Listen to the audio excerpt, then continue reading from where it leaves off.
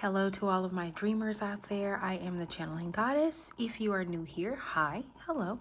If you are returning back, welcome back. So today we are going to be doing a dream interpretation. This one is a bit of a long one, so prepare yourself. Before we get started, I do have a couple of disclaimers. First one, like I always tell you, these are my interpretations of my own dreams. If you hear the interpretation in this dream that I'm giving, that spirit is giving me, and you hear something else for yourself, or the dream interpretation means something else for you, then you are using my readings exactly as they are meant to be used, okay? So if you want to communicate down in the comments below about what messages you received, if it's something different, or if it's exactly the same, or if the message resonates with you, please feel free to do so. Disclaimer number 2, if you are looking to get a specific message, if you're looking for clarification on something maybe you believe spirit has given you guidance on, and you want to use this reading to receive that guidance, I would suggest to tap into your own intuition. And the way that I like to do this is by either putting my feet in the grass and just taking a couple of beautiful deep breaths. If that is not your thing, then I would say do whatever helps you to calm your mind, your soul, and your spirit. So another thing that I like to do is by taking 3 mindful deep breaths. I normally inhale for 4 seconds, hold for 3, and exhale for 5 to 6 seconds. This just helped me get more in touch with my own intuition, and maybe it'll be good for you as well. Okay, so without further ado, get your snacks, get your drink, whatever it is that helps you relax, get you a good beverage, and we'll get started with the dream interpretation. Okay, so in this dream it says, I went to the mall with 2 people and I found 2 folding chairs that had a crochet covering on them. Okay, they were $9.84, so a very specific number. They were $9.84, and I decided to get them. I mentioned the Montgomery Brawl to someone, and I don't think that they like that I said that, okay? I end up asking one of the women that are with me to hold a chair. At some point, I'm no longer holding a chair. It's a beige crochet dress. I get separated from the 2 women, so I go ahead and check out so I can find them. I go downstairs and go back around to where they are outside, and I see the women. I get a little scared because the woman that was holding the dress for me still has it in her hand. I asked her, did she pay for it? And she said yes. I was thinking I could send her the money for the dress, but then she tells me she wants the dress, okay? I don't respond. I just turn around and try going back to get inside the mall to get another dress, okay? The woman tries to beat me there, and she goes in the grass to try and make it back before I do. I start going through the grass, and it's too thick, so I end up turning around and going back. It's hard for me to get out, but I eventually do. Then I see a European American guy bring his grown son for a haircut. The son has a ski mask on his face, and I wonder how they are going to cut his hair. When I turn again, the ski mask is lifted and I can see his beard, so I assume they plan to shape or cut his beard. Then the son is making a red shirt with a specific design on it. I see the word Apple, like the actual Apple product, so like Apple Watch and stuff like that. I believe he's making a shirt for 2 African American women, and the shirt, and I see that the shirt, and they see the shirt. So the 2 African American women, they see the shirt as a declaration that they are going to be rich. They are so excited about getting the shirt. They are practically squealing, okay? I worry that the father will call them out of their name and not help them because he feels a bit racist. I don't stay around to hear if the father responds or not. I find these steps and I start climbing them to get back to the mall. Also, the chairs match something like a hamper in my bathroom. I start climbing the steps and get to a gate that prevents me from climbing over, even though I can see more chairs. I realize I have I have to move. I was like, what is that? I have to move my left hand and go up the stairs another way. Oh, I have to go left. Sorry, I have to go to my left and go up the stairs another way. As I move my head, the veil or slash scarf falls off, but I make it to the top.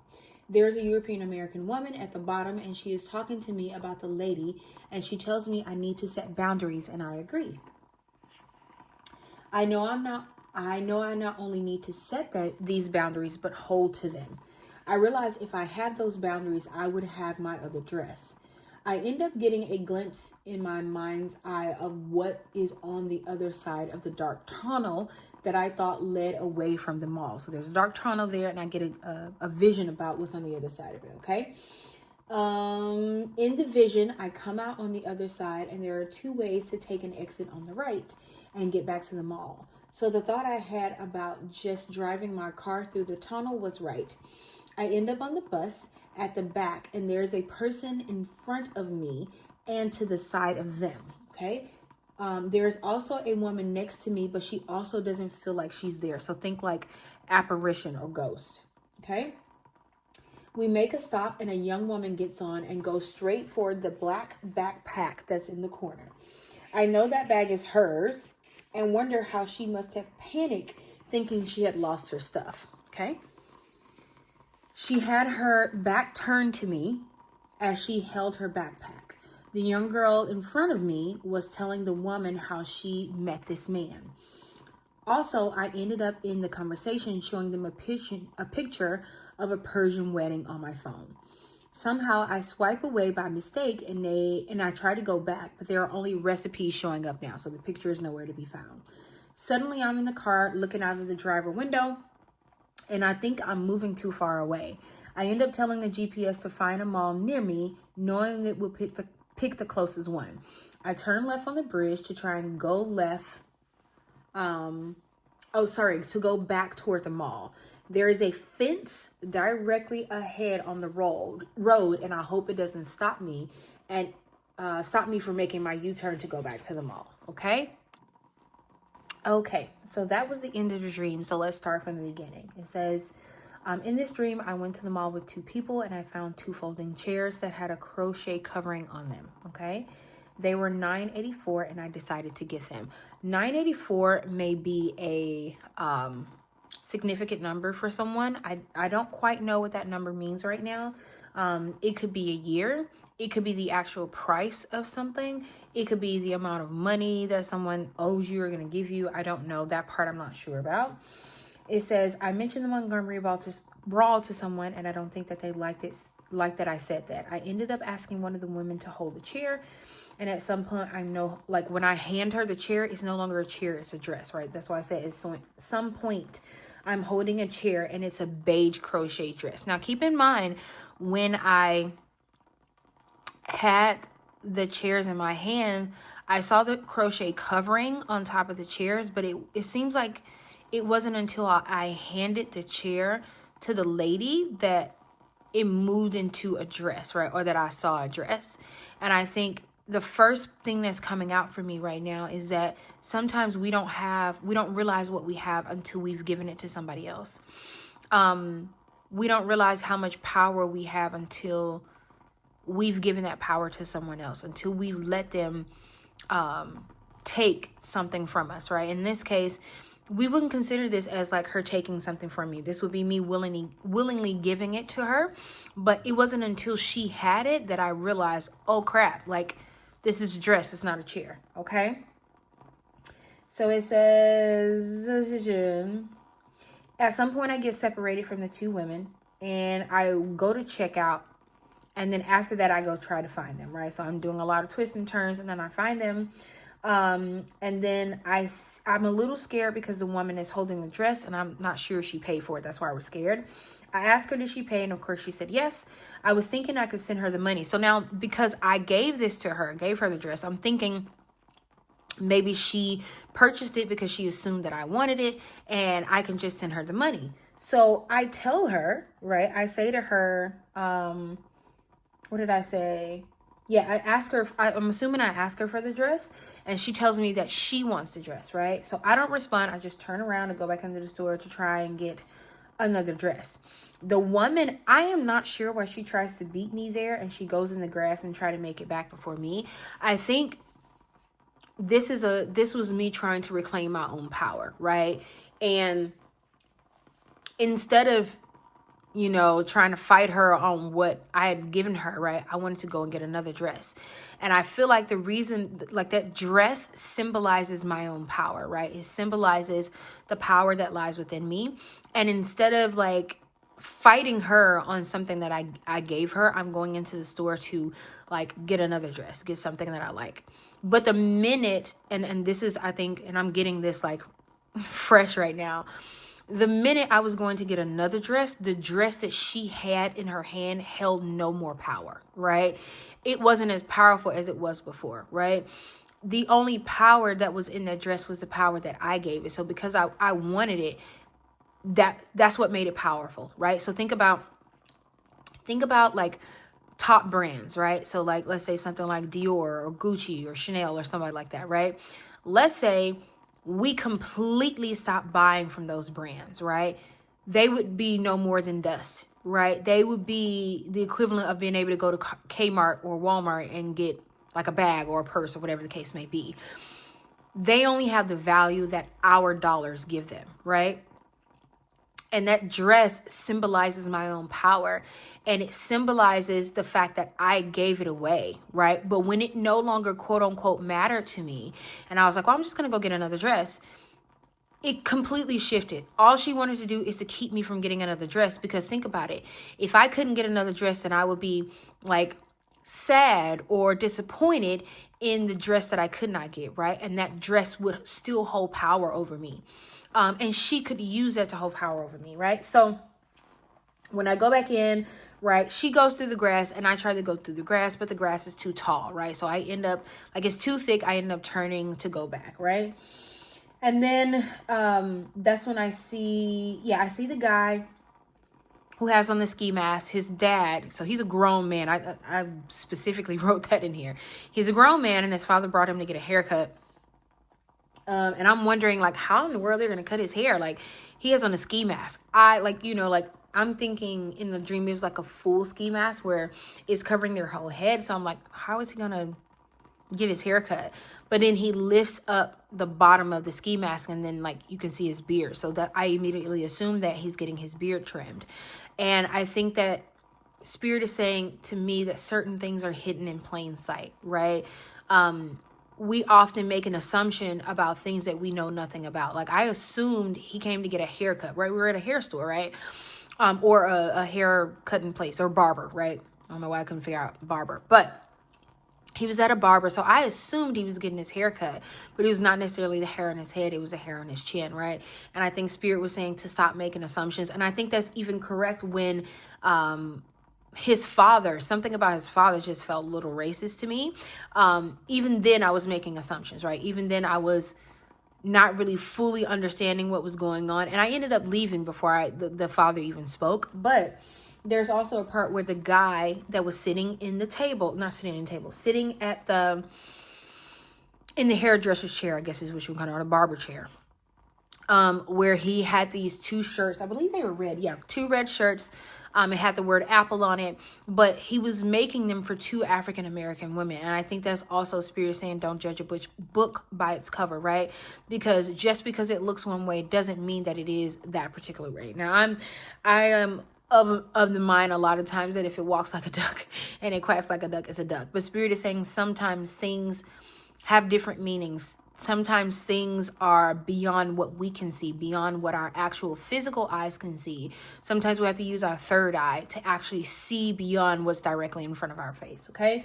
Now, the women who were getting this shirt, they felt like this shirt was a declaration of them being rich. Something about this shirt, the power in this shirt, or whatever the symbol is or was on this shirt, it symbolized them being rich.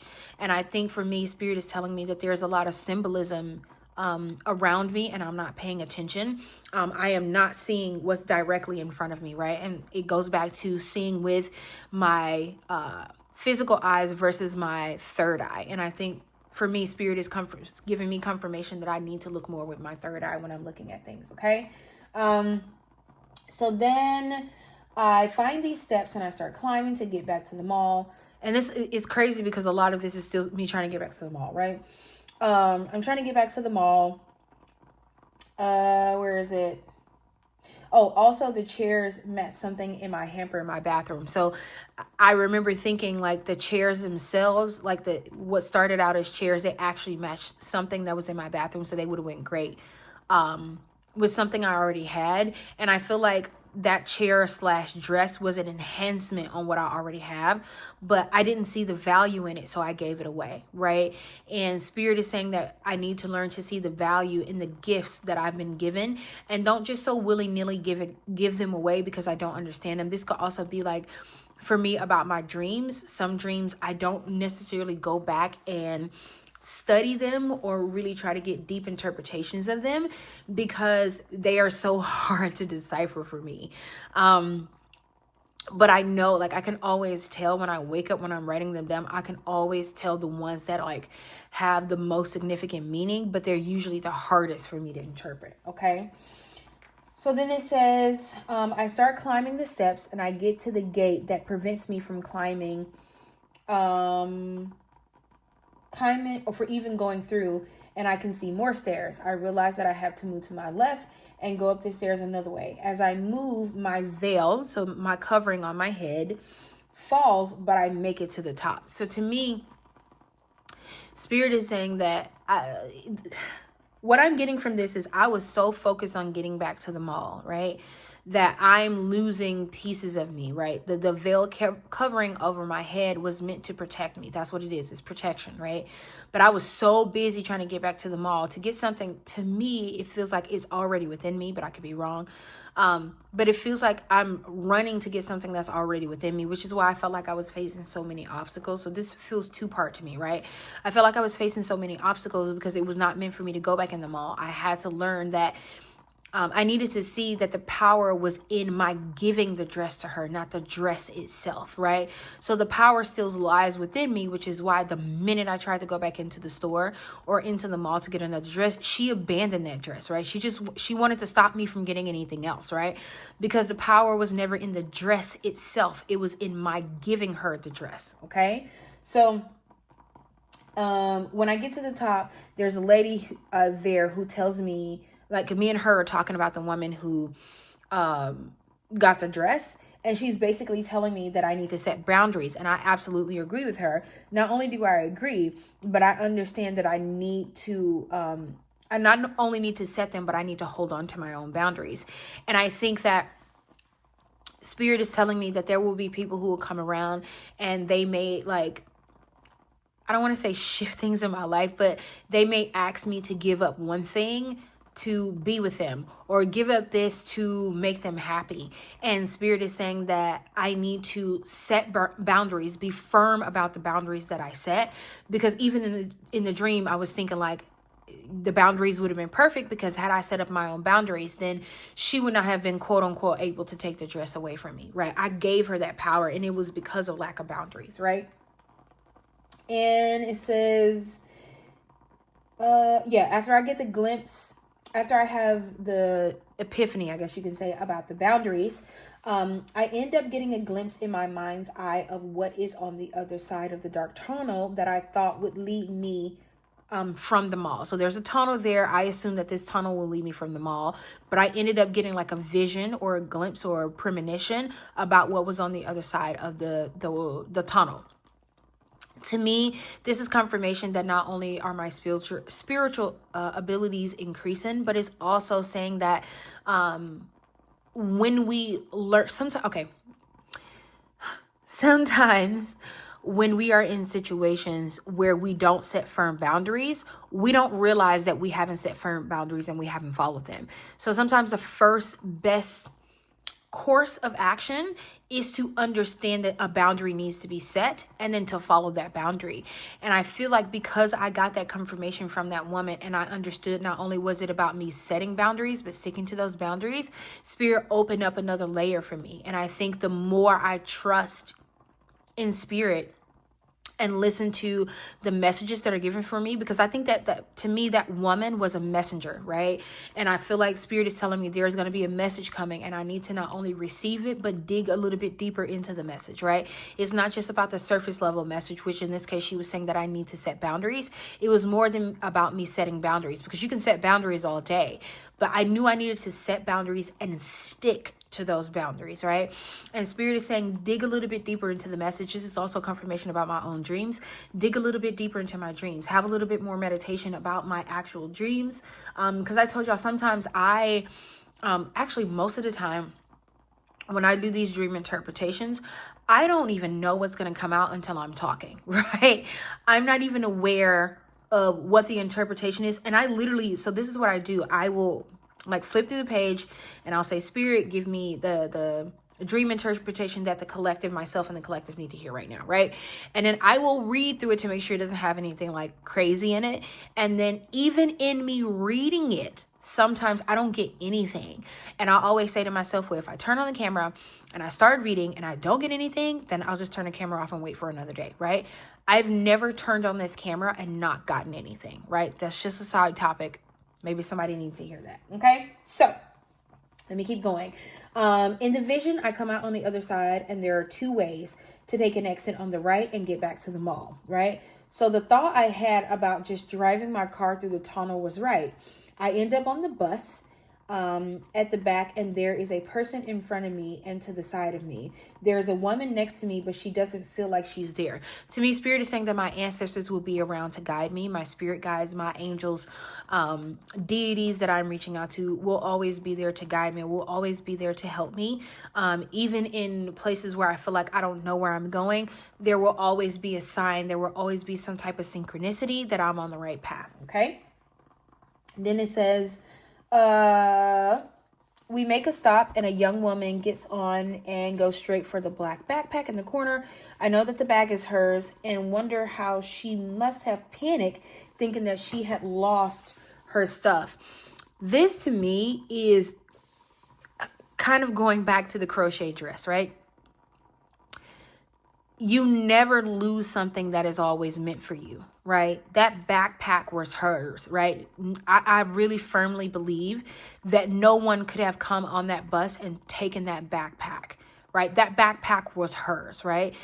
And Spirit is saying that what is for me is for me. Even if I panic thinking that I missed it or thinking that I've lost it somewhere, I haven't lost it, because what is for me will always make its way back to me. I will always make my way back to it. Even if I miss it on a specific train or a specific time, it will always make its way back to me. Okay. So she had her back turned to me and she held the backpack. The young girl in front of me was telling the woman about how she met this man. I somehow end up in a conversation showing them a Persian wedding on my phone. I swipe away by mistake and try to get back, but there are only recipes showing now. This, to me, is saying that there are recipes. And I'm hearing, who's it? The Backyardigans. There's a song, Recipe for Disaster. I'm putting it together. 1, 2, 3. That's what I'm hearing in my head. It wasn't disaster. Okay. What she was putting together was not disaster. It was chocolate milk, which is awesome. But Spirit, I feel like Spirit is telling me that there are recipes that I need to actually, start working on, and I know what these recipes are.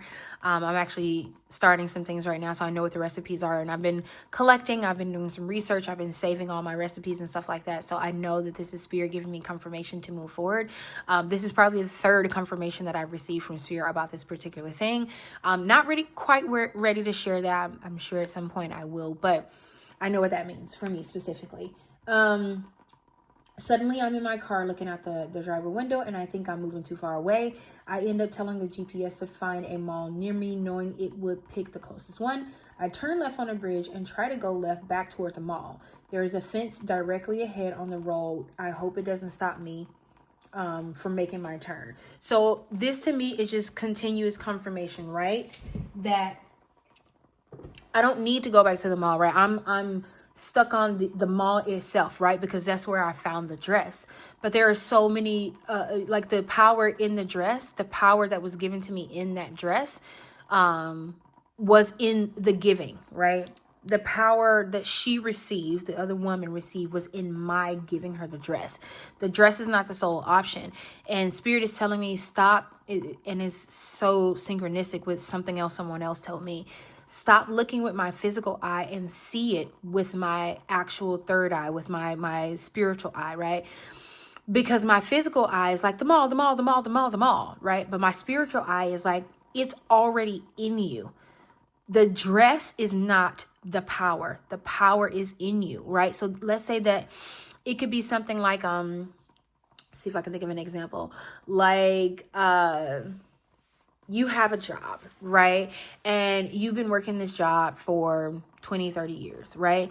And at this job, you do all this work, right?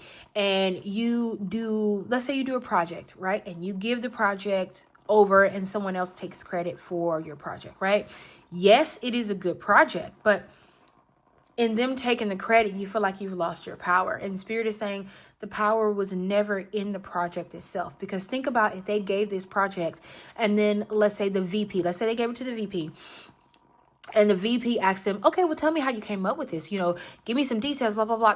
They'll have a hard time explaining it because the power is in the mind behind the project, not the project itself, right? And that would be you, right? Or me, right? Or anybody else.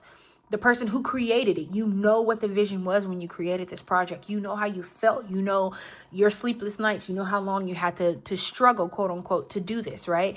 And the power is in the mind behind the project. Because let's say I give you a project, but you have no way, you don't understand how to implement it. Like it sounds great, but you have no way of understanding how to implement it. You need the mind behind it, right?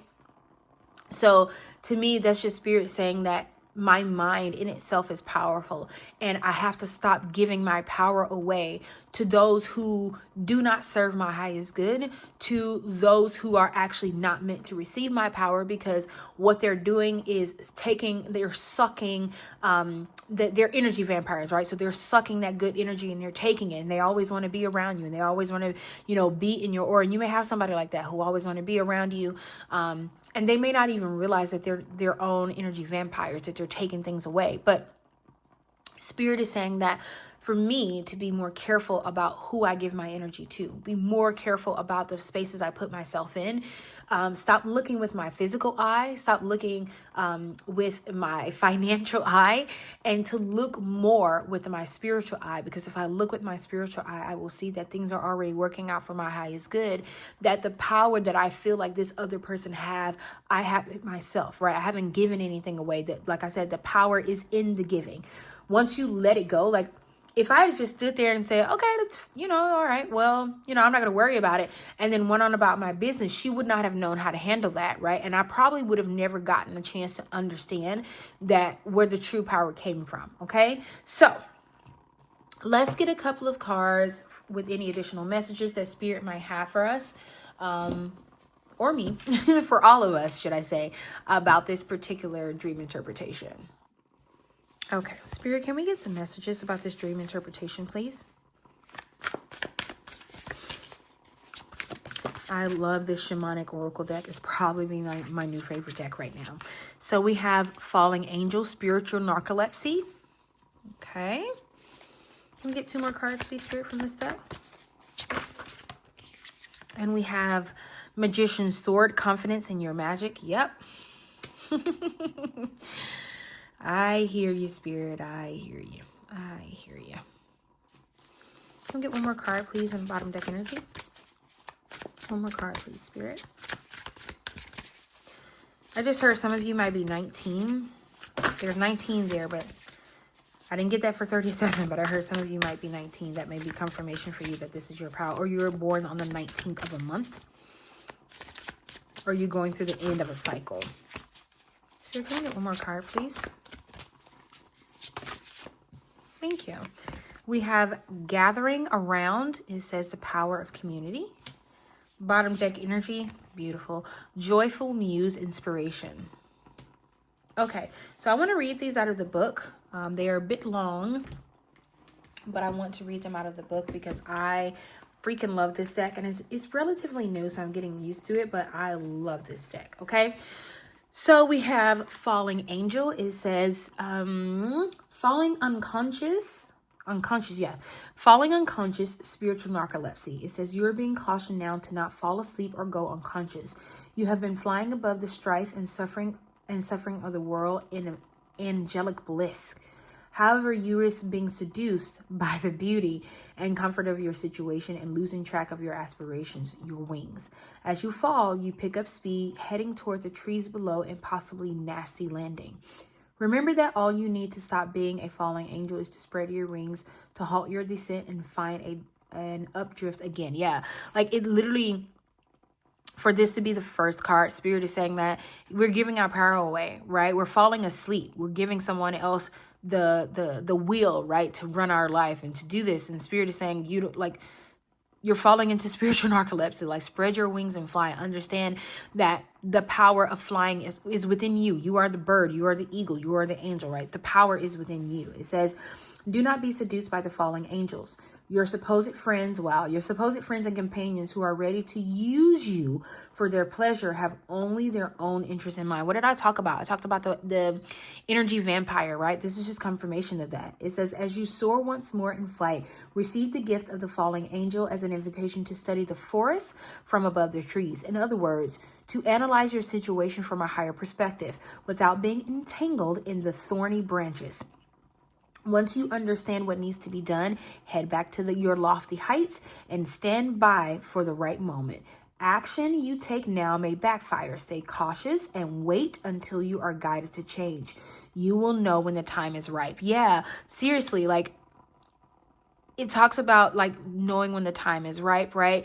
And I feel like this is really about like letting go of, or not getting sucked in. That's the best way to put it. Not getting sucked in by others who you've given your power to, right? I'm so focused. Like, I've been, like free falling, so to speak. Like, what did it say? You've been you've been flying above the strife and suffering of the world in angelic bliss, right? Sometimes we can be so comfortable in such bliss that we will give away something that does not belong to the person who's taking it from us. And then for me to talk about energy vampires and that sentence to come out about your friends and companions may not be quote unquote all they're cracked up to be, that to me is confirmation that some of us, we have people around us who do not have our best interests at heart. For some of you, those people will be revealed. So for some of us, that those people will be revealed to us soon. I also want to point out here something about the bottom of this makes me think of a heart. So this could be about a relationship that you're in. Maybe there's someone that you're in love with, or they're in love with you, who is like trying to suck up your energy. So this card is 37. It says Magician's Sword, confidence in your magic. It says nothing can stop you, the beauty you seek. It says when the Magician's Sword appears, you are called to cut the cords. Wow. Wow. Just synchronistic. You are called to cut the cords that bind you to old thoughts, forms, and belief, or to friends who are not true. Some of you may be cutting cords to friends who do not serve your highest good, who are not true friends to you. Okay. It says, with the power of the Magician's Sword, I need to say this. Some of you may be going through a tower moment, and it may be very messy, and you may come out of this on the other side not with the friends that you went in with. Okay, just want to put that out there. It says, with the power of the Magician's Sword, nothing can stop you, hurt you, or turn you away from the beauty you seek or the goal you desire with your heart. The sword is a tool, not a weapon. Make sure you wield it wisely for the greater good. Find the stuck places where you are kept tethered to a toxic person. Wow. A particular location or a faulty thought or belief, and let the blade do its magic. You have a large endowment of magic available to you when you believe in miracles. You don't look to the heavens to grant you a wish. Look within. And what did I say about not looking with not looking with my physical eyes, but actually looking with my third eye? That's going inward, right? It says, use the Magician's Sword to cut through limiting beliefs, and remember that all beliefs are limiting, and focus your intention in order to create what you wish. You have all the tools you need for the task at hand. You need only muster the wherewithal to deploy the resources you have. When the magician's sword appears, it is time to get moving. This is not a tool for contemplation, for grazing at the finely polished edge. It is an instrument calling the decisive action. And remember, the sword is alive with a wisdom you can summon to help you find the best course of action. Do not hesitate. Act. Yes, some of us Spirit is asking us to act, right? Spirit is asking us to let go, to cut away the things that no longer serve us, but also act in our own best interest. Understand that we are being led down a specific path. We are being led, some of us, we're being led away from things that no longer serve us. For some of us, we're seeing people for the first time. We're seeing their true colors for the first time.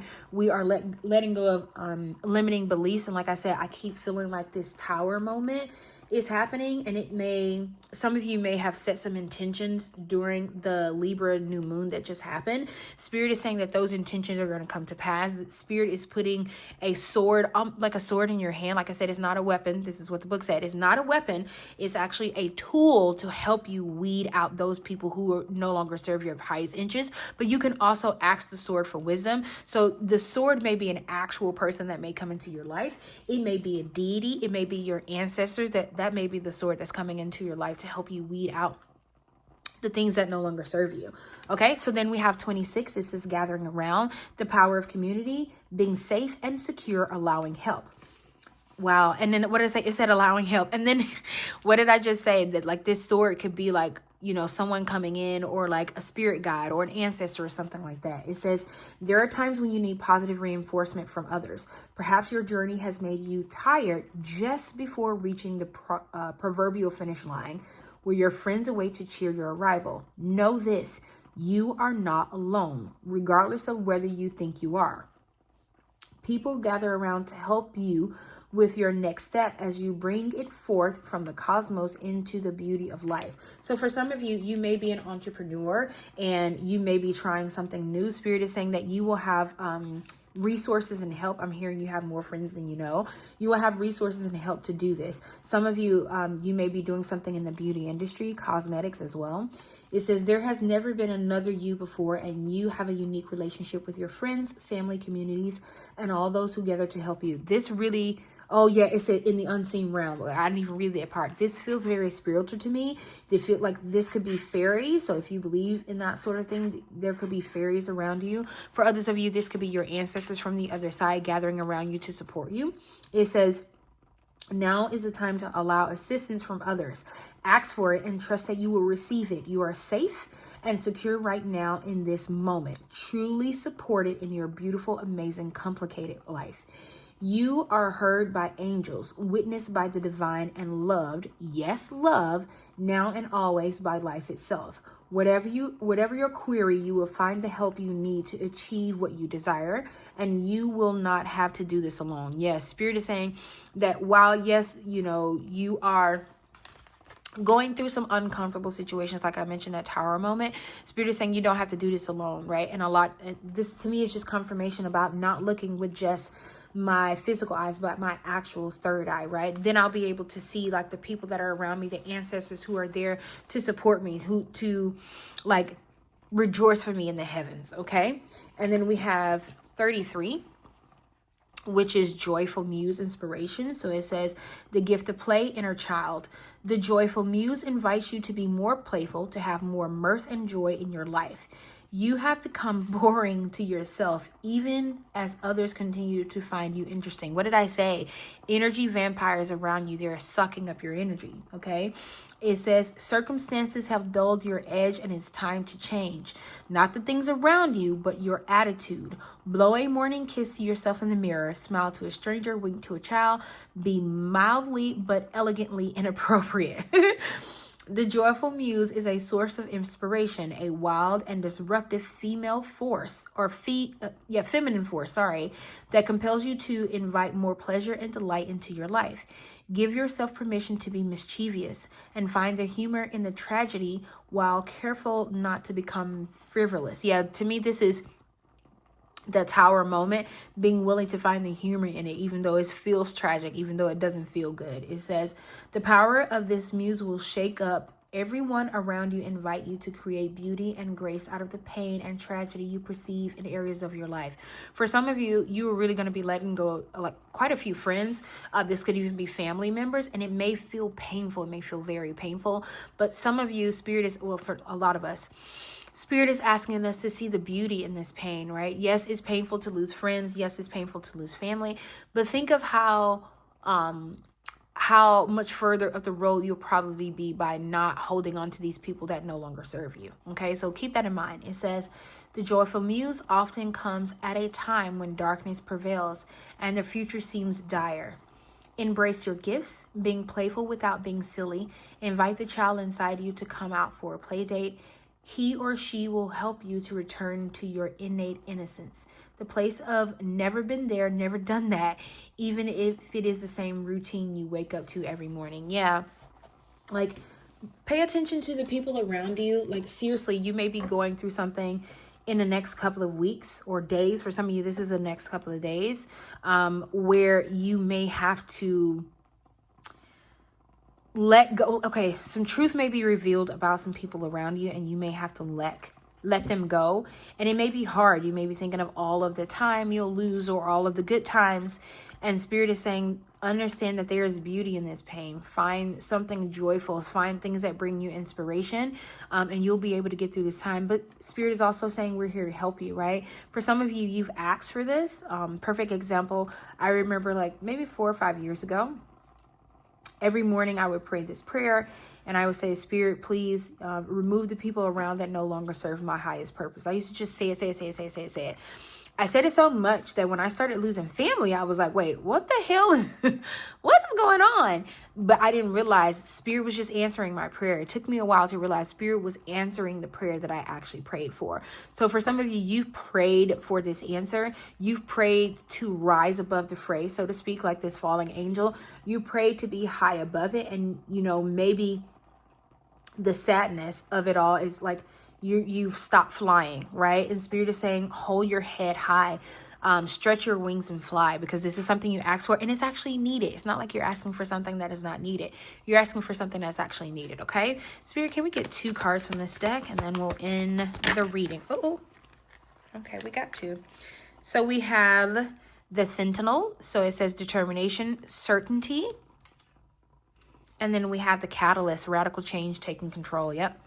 Bottom deck energy is the Chiromancer, delivering news, collaboration. Yeah, someone may be delivering some news to you, and that may be the catalyst for all of this. But it's talking about radical change. So for some of us, things are going to change drastically for us.